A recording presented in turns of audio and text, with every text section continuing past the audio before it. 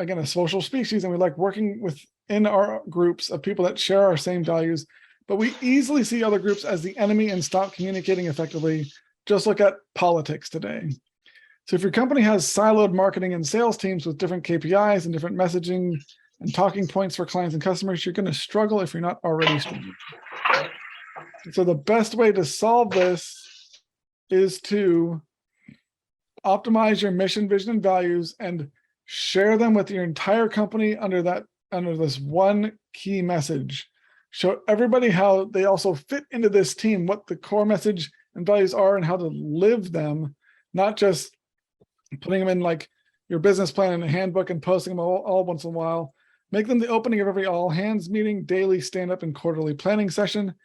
And you want to share this also with your clients. We'll get that in a little bit later, but making sure that everyone knows how they fit into the overall mission and purpose and direction the company's going has amazing outcomes on how much productivity your client, your employees have, and the impact it has on your business is substantial.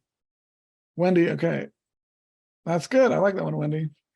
All right, so next up, explain the true value of what you're, okay, here's the example, I'm sorry. So NVIDIA, they're considered one of the best employers in the world.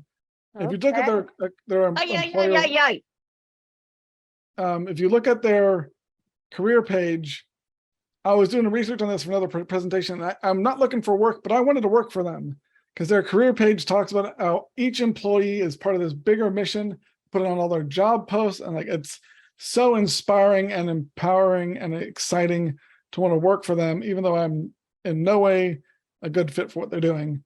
But they explain and tell these stories really, really well. So if you want a group to emulate, check out NVIDIA.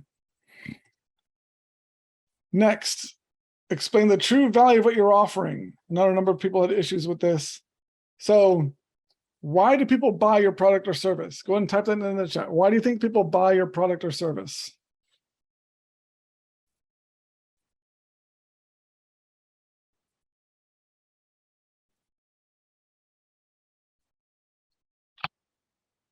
Here's a hint. It's not because of what you're actually doing for them.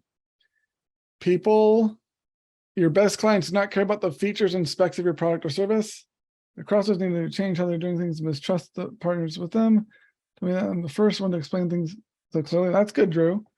So the thing that really sells what your product or service and what people are really buying is the results of what you do. That's where the real value is.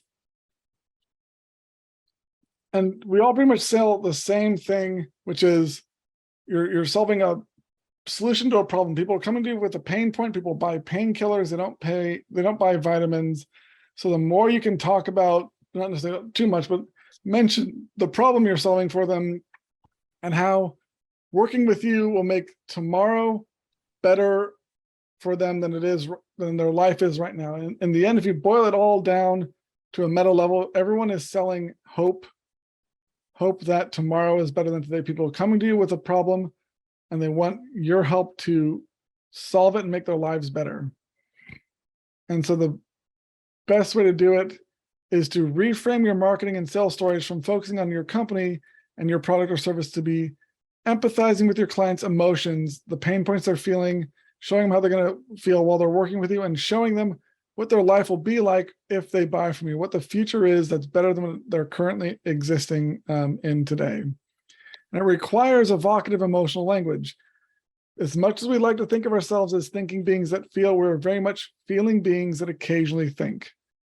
And we make decisions with emotions every single time. Yes, even the more technically left brain people, their brains operate still the same way. And if you want the perfect example of how this works, how powerful this is these two ads are selling the same thing to two very different groups of people, but they both worked for the exact same reason.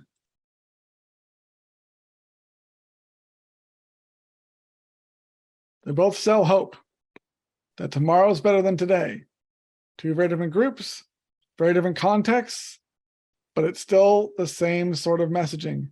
And if you compare these to what the people running against these two candidates used, they don't have nearly that same emotional, like results-driven messaging. They don't talk about the real value. That's why these two campaigns worked so effectively. And then finally, building a following of trusting repeated clients. So who here loves repeat clients? Everyone, I think? Put a 1 in the chat if you love repeat clients. I think everyone should really like those. Don't need to explain why repeat clients are good, but how do you get more repeat clients? Well, you need to strengthen your brand.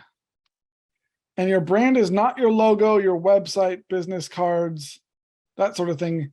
Your brand is the relationship people have with your company. And the best relationships are ones with strong emotional bonds. And earlier we talked about how to get your teams aligned behind your mission, vision, values. Now it's time to get your clients involved. And again, this works because people crave a sense of belonging and safety in a group. Again, we are wired this way. It is, unless you're dealing with like psychopaths who have no capacity for feeling emotions, everyone is wired this way. And people love uniting to overcome a shared problem or enemy. And there's a reason why the word culture and cult share the same root. It's because it is that sort of emotional connection that draws people together. And so the more you can appeal to a specific niche market, the stronger that bond is. And in this case, when your marketing messaging is going out, they want to be very, very specific. Specific is terrific in this sense. The wider a net you try and cast, the less fish you're going to catch. Lucius, having a good product is definitely part of it. There are plenty of good products that fail and mediocre products that succeed because of the stories the companies tell, the marketing they use to promote said products. Actually, the example I'm going to give for this is it exactly shows how not having the best product is not always they're going to get you the best result. And so your mission, vision, and values should be the foundation of every piece of marketing you make. Every product or service you offer as well should be in alignment with those messages, those stories. It'll make everything way more effective. And so the examples of groups that use this super well to get repeat clients, sports teams are a great one. Fans are like diehard for their local teams that they just kind of are associated with because of where they live. But the company that does is a master of creating a community is Apple. Apple back in the 90s was 90 days away from bankruptcy. And so they brought Steve Jobs back in and he cut down their product lines from like 600 some odd down to 4. And they launched the Think Different campaign, which is all about speaking to people that were like the crazy ones, people who didn't feel like they belonged or were innovators and kind of thinking different. And said, you belong with us at Apple. We are your tribe. And it turned that company around and they're now worth $2.8 trillion. But all their ads since then have been basically that sort of messaging, not talking about the products or like the specs and stuff. Because Apple, like they don't have the best product specs wise compared to like an Android phone. The iPhone's not nearly as powerful. The screen's not as good, but Apple sells the community. They sell the sense of belonging to this group. And that is what makes them the biggest company, the most valuable company in the world. And finally, equipping your teams. How many of you have been impacted by the Great Resignation? Go ahead and like put a 1 in the chat if you have been impacted by people leaving or people having trouble hiring, that sort of thing. Who's been struggling because of the Great Resignation or Great Reshuffle, Great Recombobulation, whatever it's called? So it's estimated that an average cost of a lost employee is about 38% of the employee's annual salary. Considering the average income is about $50K in the US, that's like $19,000 per person. So every employee on your team, from the executives down to the janitor, should know why they do what they do and how they fit into the mission, vision, values of your company, how they help make that purpose a reality. And they should be able to explain their whys, why they do what they do to each other and their clients. It'll build stronger relationships between your teams. And they need to be empowered to make decisions that are in the company's best interest based on your mission, vision, and values. And the reason why this works is because people want to feel empowered and have autonomy. There's been a lot of the issues going on with hiring and retention has been because people don't feel appreciated. They want their work to have meaning and purpose. And so the previous jobs they've had weren't providing those.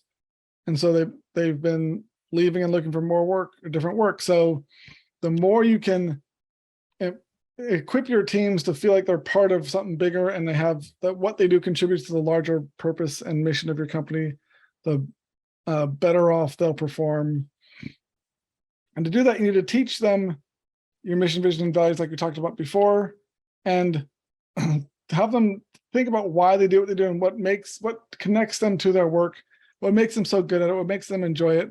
And it does take some larger policy and culture improvements to make it really effective over larger organizations. If you know people that are struggling with that, reach out to me. I know some people I can connect you with.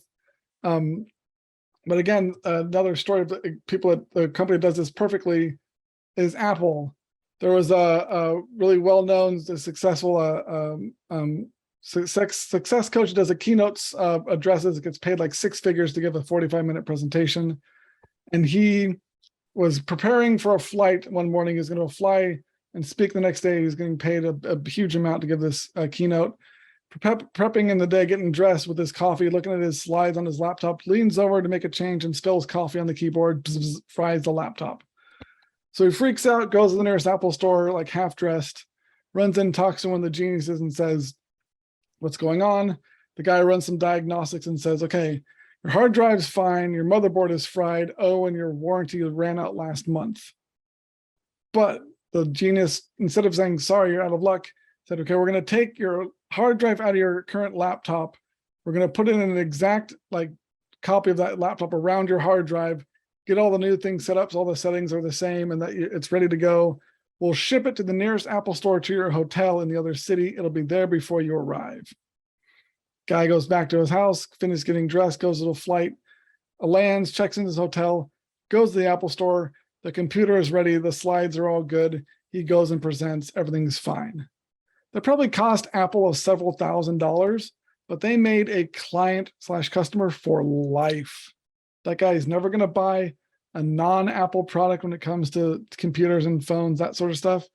And he's going to evangelize and share that story with people because the geniuses at the Genius Bar were able to have the power, they were empowered to have the autonomy to make that decision to serve the client and what was the best interest for the client and the company. So this is all things that you can do for your own business. And before you think this isn't the way things are done in your industry, it is the content that contrasts from the background that gets noticed. So if the rest of your industry is going X, try doing Y, and you'll stand out and your messaging will be much more impactful. And you might be thinking that this won't work because you're in the B2B space. You're dealing with very highly technical people that don't have time for stories. But no matter your business, they're all human to human, and humans make decisions using emotions, just how we're wired. So the right story will get you the results, even if you have a technical audience. And you might not think you have the time or the money to invest in this right now, but your marketing is what brings in your revenue. So not fixing issues with your marketing messaging is only going to hurt your business. Getting the right messaging out now is only going to help make things better.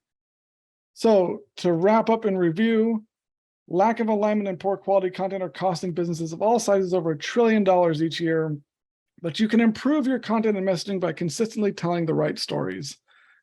Doing so will empower you to build trust quickly with clients, align your marketing and sales messaging, focus on the results of what you do, build a following around your brand, and equip your teams, thereby ensuring that your marketing brings in enough revenue to thrive through this recession. And that's how you can recession-proof your marketing. Those of you who are curious, here are some ways that I help my clients with some of these things through monthly content creation workshops, one-on-one brand story coaching, business storytelling masterclass for teams, and animation production. And here are a couple steps you can take to apply what we've learned today. If you want to download a PDF with exercises for applying what we covered, you can click on the left QR code, or I just put a link in the chat there. And if you're interested in a complimentary coaching session with me to learn more about how storytelling can help you and actually work on some of your stories. Click on the right QR code or use a link in the second link in the chat there that is entered. I'll keep the Zoom room open for those of you who want to join in the Q&A for another half an hour. Please raise your hand if you have any questions, and thank you all for attending.